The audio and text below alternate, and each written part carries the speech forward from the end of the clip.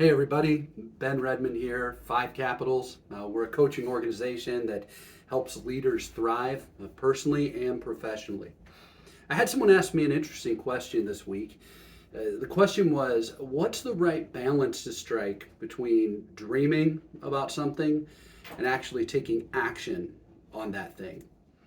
And I thought this was a fair question because we need both things. We need to dream because without dreams, we end up just with mindless action.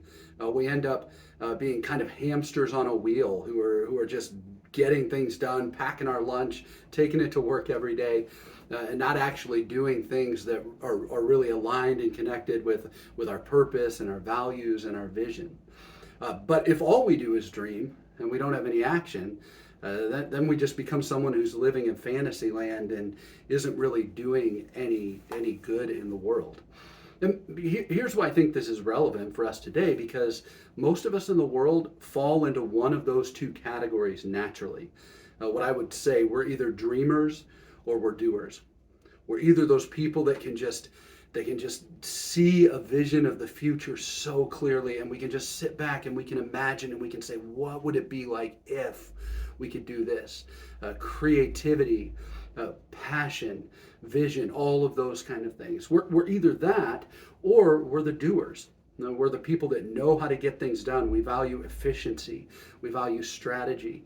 And we can use all of those things to always continue to move the project forward to make sure the goals are reached in a timely manner. And truthfully, we need both in the world. And for most of us, we have to be both of those things at one point or another. But the question that was asked to me was not how do we be both of those things. It was how do we balance both of those things. And here's the answer that has been the most helpful to me as I've gone through my 25 plus years leading people, leading teams, leading organizations, has been this. The two things cannot be separated from each other. You cannot separate the dreaming from the doing. You've got to have both of them, and they have to stay close together. So rather than asking a question about balance, how do we keep the two in balance? A better question to ask is how do we operate in rhythm? How do we have a rhythm that goes from dreaming to doing, from visioning to action step? How do we live in that rhythm?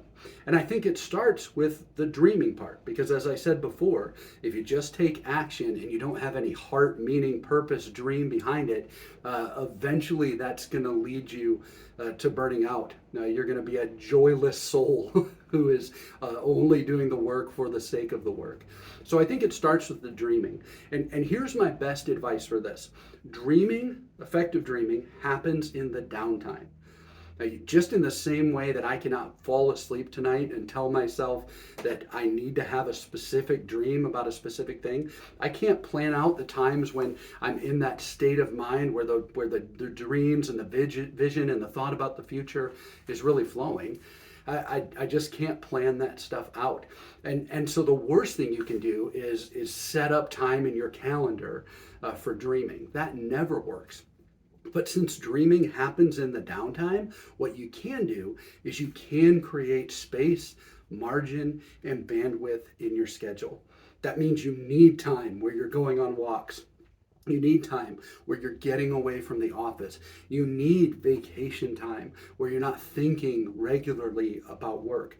You need all of those things because it's in those moments that the dreams actually happen. It's in the moments when you're not thinking about it that you actually start thinking about it in new and fresh ways. So create space in your schedule for downtime where there's no pressure, where you're not operating at that frantic pace that work often brings, then that's when the dreaming part will happen.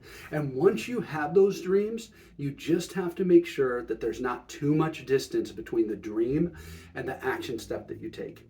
Because again, we all know people who we love them, we love their passion and their dreams, and they're telling you all the things that they're going to do, but you've heard those things for a long time and they've never actually happened.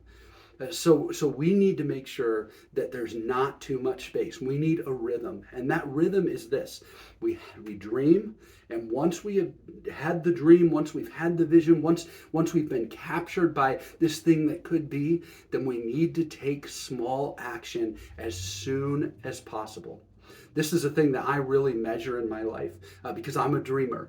I like to think about things that could be. And once I'm on the second or third time of thinking, oh, it'd be so great to do this. It'd be so great to take this trip. I force myself to stop and I ask the question, so what have you done about it? And again, I might not be able to accomplish the whole thing, but what is one small action step that I've taken? And if I do that repeatedly, then I fall into this rhythm of dreaming and taking action, and then dreaming some more, and then taking some more action. Dreams and actions are meant to go together. You need them. They need to be bridged in a way that leads you towards the life that you want. So here's my challenge for you. If you're not a dreamer, build some time in your calendar where you're doing nothing. Build some time where you are resting, relaxing. Take a walk. And when those dreams start to come, when you start thinking about the future, just let it happen and lean into it. And if you're very much a dreamer and the action is a problem, when you have those dreams, write down 2 or 3 action steps that you can take right away and keep the dreams and actions aligned together. And that's how you're going to get to where you're trying to go.